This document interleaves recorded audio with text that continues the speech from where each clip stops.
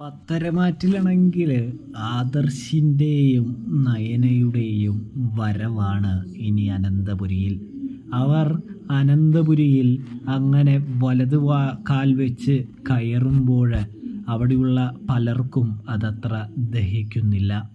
ഒന്നാമത് തന്നെ നമ്മുടെ അഭി, രണ്ടാമത് അവന്തിക, മൂന്നാമത് ജലജ, ഇപ്പോൾ ദാ ജാനകിയും. ജാനകിക്കറിയാം ആദർശ് വന്നു കഴിഞ്ഞാൽ MD കസേര, തൻ്റെ മകൻ്റെ MD സ്ഥാനം ഒക്കെ പോകുമെന്ന്. അതുകൊണ്ട് തന്നെ അവർ വരുന്നതിൽ ഏറ്റവും അധികം ഇപ്പോൾ സങ്കടപ്പെടുന്നത് ജാനകിയാണ്.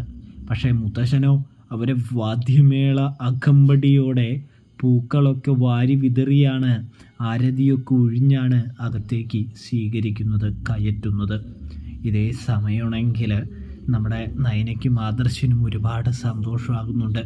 ദേവയാനി ഓടിച്ചെന്ന് ആദർശിനെ കെട്ടിപ്പിടിച്ചുകൊണ്ട് മോനെ എന്ന് പറഞ്ഞ് സന്തോഷത്തോടെ ആലിംഗനം ചെയ്യുകയും ഉമ്മ വയ്ക്കുകയും ചെയ്യുമ്പോൾ നയനയ്ക്കും ഒരുപാട് സന്തോഷമാകുന്നു.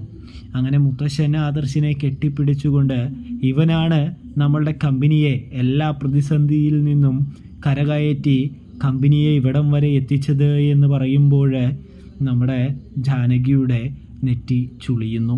അതായത് തൻ്റെ മകൻ്റെ സ്ഥാനം ഇനി ആദർശിനുള്ളതാണെന്ന് ജാനകി തിരിച്ചറിയുന്ന ആ നിമിഷം ജാനകി ഒന്നും മിണ്ടാതെ നിൽക്കുന്നു. ദേവയാനിയും ജയനും അജയനും നമ്മുടെ അനിയും എല്ലാവരും വളരെയധികം സന്തോഷത്തിലാണ്.